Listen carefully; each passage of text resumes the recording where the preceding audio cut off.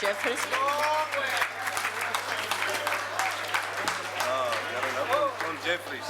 Deputy Speaker, Deputy President, honourable members, I rise in support of the parliamentary budget vote on behalf of the African National Congress. As this is likely to be the last parliamentary budget vote before the elections next year, it's not surprising that there's been quite a bit of politicking. And I want at this point to in particular respond to some of the issues that the Honourable Watson of the Democratic Alliance raised. He spoke he said that the President was waging a war against Parliament. Now, he never substantiated it, so I don't quite know what he meant, but he did speak about the fact that the Executive don't answer written questions. And he said that 218 written questions were not answered last year. Now, Honourable Watson, unfortunately, has got his facts wrong again. The real figure, Honourable Watson, is 31 in the National Assembly and 14 in the NCOP. A huge difference last year. Here is the internal question paper for yourself and the Honourable Kola Barnard, who's moaning in the corner. I don't know if an orderly can take it to them. But please get your facts right. I mean, Honourable Watson, unfortunately, is not too good with his facts and jumping the gun. Earlier this year, he issued a statement attacking the ANC. Democratic Alliance Chief Whip questions why President Zuma isn't answering questions in Parliament this term. And he says, this is just the latest account of an increasing trend to abuse parliamentary rules in order to shield the President from accountability. Now, Honourable Watson, unfortunately, had jumped the gun. He was looking at an earlier programme, and the President did answer questions in that term. So, Honourable Watson, please get your facts right. Just to return, I'll come back to those points, to more points, but it's become fashionable at such times to try and paint things as negatively as possible in order to try and win support by claiming that another party can do better. And it always astounds me how easily people can forget the past, and this is a theme I want to deal with in my speech. In an article, well, it's like the untold story, that's about your past, Mrs. Kalyan. In an article entitled Democracy, the Fine Print, in a recent edition of First National Bank's Private Life, I found this quotation from Carl Beck, the project director of the American organization Freedom House Southern Africa. He said with regard to our parliament, and I quote, "The parliament was almost more democratic under the apartheid government. Why? Because then at least part of the people could hold their elected members of parliament to account. Not anymore, and that's a huge disappointment," close quote. Reminds me a little bit of what Honourable Killian, who's no longer in the House, was speaking about. So he's arguing that members of parliament are not accountable to the people. And the first response is, has he not read our constitution? The National Assembly is elected for a 5-year term. Its members are given a mandate in terms of voter support every 5 years. This parliament, this House's term ends next year. At the end of that term, we're gone. We can only come back if we get a new mandate. How then can it be argued we're not accountable to the electorate? What he's probably talking about when he speaks of the people not being able to hold their elected members of parliament to account is the electoral system. The Constitutional Assembly, effectively the first democratically elected parliament, opted for a proportional representation system where parties draw up lists and MPs are elected according to the support the party gets from the electorate. The parties then allocate members to constituencies, and the size of the constituency will depend on the number of members. From Honourable Gordy of the APC, who is the only member in the House, presumably represents the whole country, to the ANC, which allocates at least one MP or MPL to a constituency.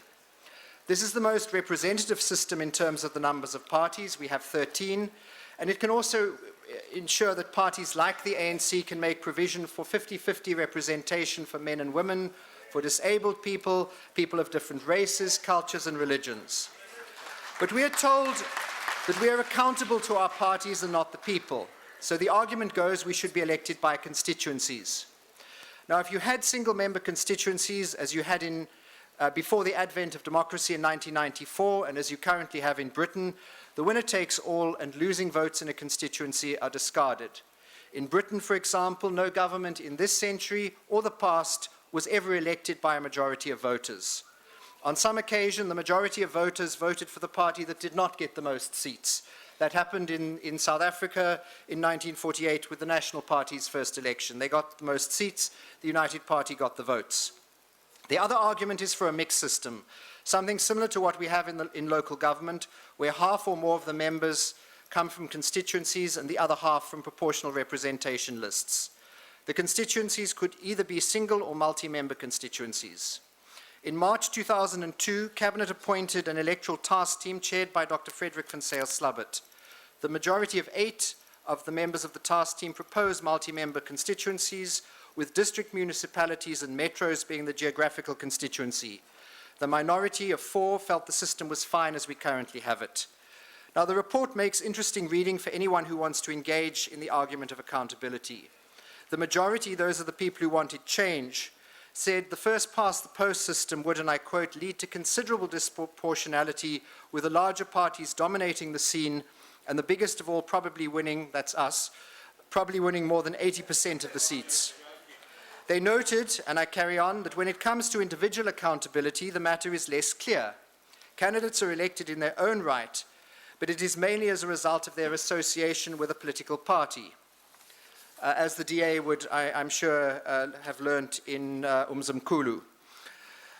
They felt that the current system is already a multi-member constituency system, as half the members of this House are elected on provincial lists, with the provinces, to all intent and purposes, being multi-member constituencies. Their proposal, though, was for district municipalities and metros to be the constituencies, but this would create new problems, as these would either be very large geographically in the case of the Northern Cape, or large population-wise in the case of a metro. And whether MPs elected to these multi-member constituencies are elected as individuals or on party lists, the ties between the MPs and the party would still be extremely strong. For example, in local government, is it not the parties that determine the ward councillor candidates at a local government level? These are issues that we need to debate, but I think our current system has a lot going for it, and those who claim that it does not ensure accountability fail to see the drawbacks in other systems. But Freedom House believes that the apartheid parliament was almost more democratic than our current parliament. How quickly the past gets forgotten. One of our principal tasks in terms of the Constitution is scrutinizing and overseeing the executive action. This is primarily done through portfolio committees, basically one committee for each ministry. Now, I'm informed that before 1994 there were no portfolio committees, that the only permanent parliamentary committee was the Public Accounts Committee, that committees were established to deal with bills, and they did not perform oversight the way our committees do. In addition, there was a blanket of secrecy. Information was not easily available. There was no right of access to information, no independent courts to deal with disputes, and to top it all, parliamentary committee meetings were routinely closed. And some people have the gall to say that the pre-1994 parliament may have been more democratic. I think incidentally that the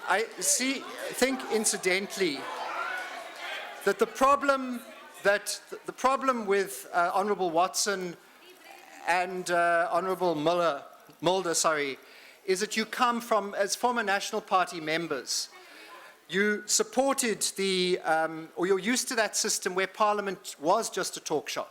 There wasn't any work being done in committees. So that may be why you're arguing for having everything debated in this House. But anyway, as members of Parliament, we need to work harder and better. But is it fair to say this Parliament is not effective? Some statistics. To date, this Parliament, since 2009, has passed 91 bills. Of these, 61 were amended by Parliament, and some of the bills were rewritten. So it's a lie to say that we are just a rubber stamp. Look at the committee reports on the oversight performed in the form of engagements with officials here or oversight visits, the number of questions asked, etc. But when it comes to amnesia, the untold story of the Democratic Party takes the cake. I'm interested that Honourable Kalyan says the ANC must stop calling back the past, because they've produced this video entitled DA The Untold Story. The story they don't want you to know. Yes, I've watched it. Now, I'm not sure who they is. I don't know if it is the ANC, but according to the video which I watched, the DA say, we fought against apartheid, we opposed group areas, passed laws and detention without trial. Considerable time is spent on Helen Suzman as the lone voice of the Progressive Party, and Helen Ziller as a reporter who wrote about Steve Biko's murder and hid UDF activists in her house during the state of emergency. The latter action made her so fearful that she had to go into hiding herself, according to the video. Now, in order to understand the campaign, you need to look at where it's coming from. The National Party was kept in power by white voters. These voters voted for the National Party because basically they didn't believe in equality of human beings, and they were afraid of losing their positions of privilege which had been obtained at the expense of the majority. Change was forced upon them by the struggle of the majority of South Africans. The last whites-only election was in 1989, 24 years ago, but then over 1 million white voters voted for the National Party. What happened to them? Who are they voting for now? Now, some of them may have passed on, but who are the rest voting for? Now, honourable members here are saying some of the members of the National Party have joined the ANC. That is correct. But when I counted, I estimated that nearly 30 members of the DA caucus were from the National Party. That's almost half the members of your caucus. Honourable Watson, you joined the National Party at the time of Dr. Verwoerd in the 1960s.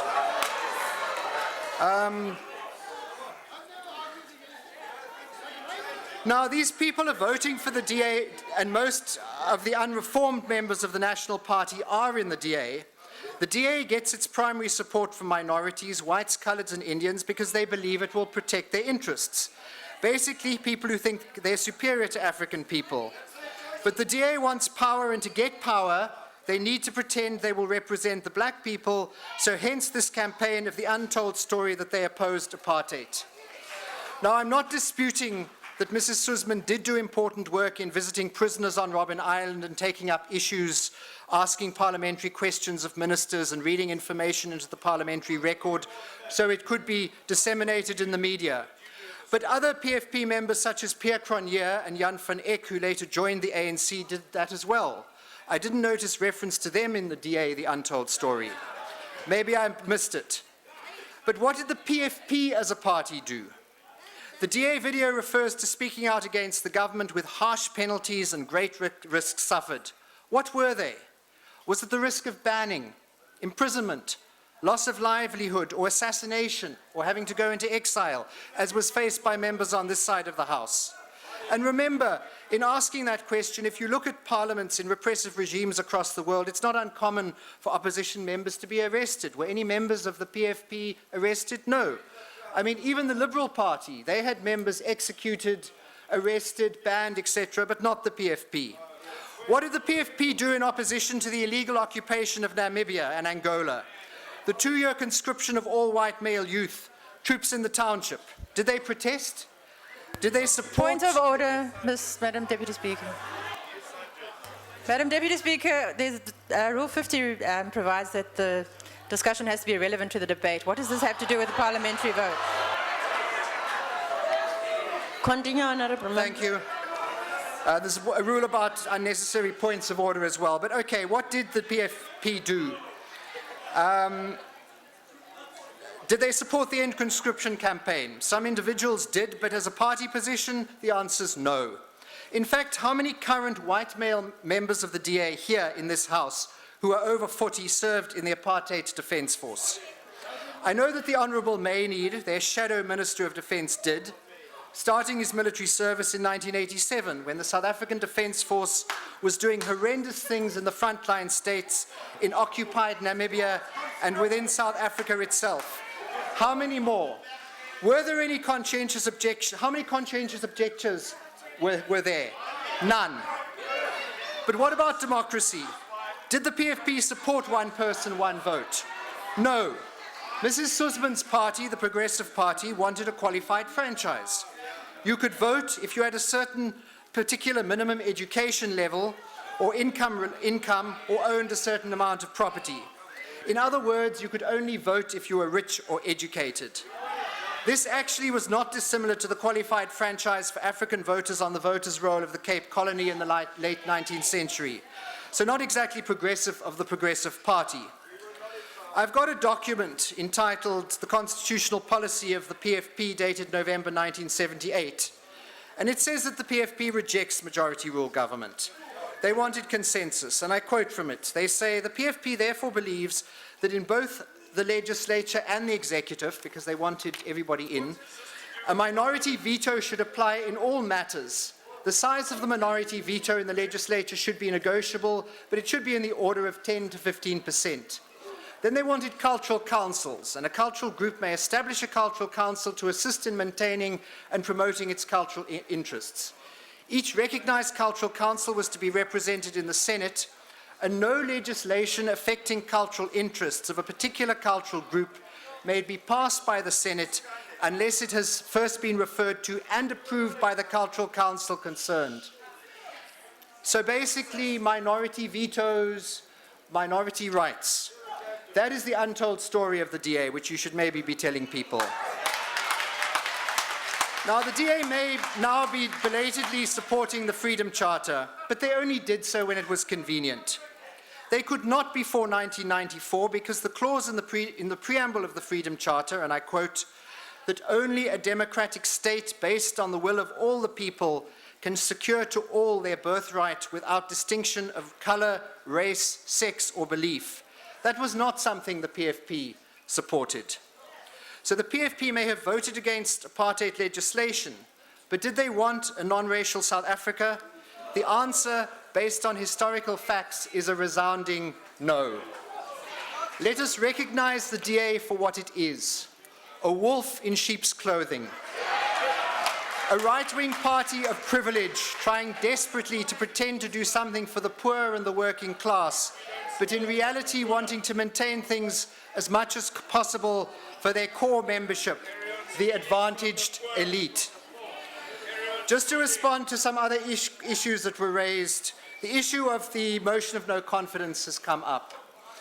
Now, just to put that in context, the DA wanted a motion of no confidence. The ANC argued that it was late in the year, there wasn't time in the program. The DA wanted that motion discussed before the end of the year, even if it meant us coming back. They went to court. The court refused to support them on that.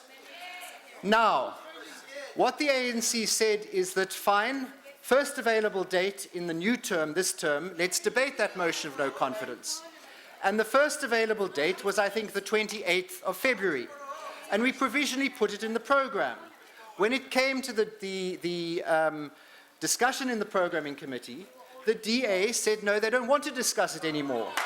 So they say they were, Honorable Mazibuko says that they were already in court, but you were given the option of having it. You don't have to come begging. We had said that is when you can discuss it. It proves that it really just was an opportunistic attempt to make as much noise as possible. Well, I'm just going on the facts. You had the opportunity. Then let's look at the issue. Let's go back to the Honourable Watson. Now, one of the points he said is in relation to why the President had declared war on Parliament was relating to the not tabling the Guptagate report. And he complains that it was unacceptable that the Minister released a copy of the report to the media without having also formally presented it to Parliament. Now, what the Honourable Watson misses is that the DA wanted this matter discussed. The ANC had said, let's discuss it later. The DA said, and you said on the 10th of May, you accused the ANC of backtracking, of trying to delay the debate. But if the debate had been a week later, you would have had the opportunity to look at the report. Well, you would have, because the report came out the day of the debate. But anyway, on the issue as well of politicking and making opportunities, this issue of the question of the invitation to President Obama, and the statement, Honourable Mazibuko, is entitled Obama Debate, a Missed Opportunity by Parliament. Now, there was never going to be any debate. Heads of state don't get debated in the House, they address the House, okay? But having said that, why did you want this head of state to come? Why did you want this head of state to come? The Nigerian president came here when Parliament was sitting. President Obama is coming here when we are not sitting. So you want us to spend money and change our program to come back. And I hope with your support for President Obama that you will raise issues such as the failure of the United States to sign the Rome Statute, the International Criminal Court, and the whole issue, the whole problem of detention without trial at Guantanamo Bay. I hope you will raise those issues.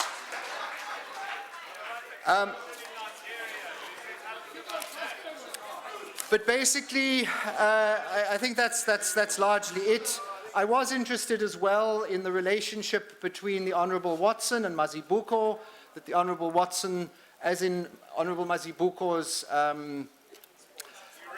form, supported her election campaign as leader of the opposition. It's in, look at it on the internet, whoever is saying nonsense. It's down there. So, but it also brings me to the issue of, in our constitution, the leader of the opposition is meant to be the leader of the party. It's meant to be a person, it's meant to be a person of some stature. Now, the Honourable Mazibuko may be a person of some weight, but is she of some stature? Speaker. Thank you. Honourable Speaker. There's a point of order. Point of order. Yes. The Speaker is casting aspersions on the personality of our leader. To say that it should be a person of stature, he must withdraw it. Okay, I'll consider that and come back. Continue, Honourable. Honourable Deputy Speaker, thank you. I've finished. The ANC supports the budget.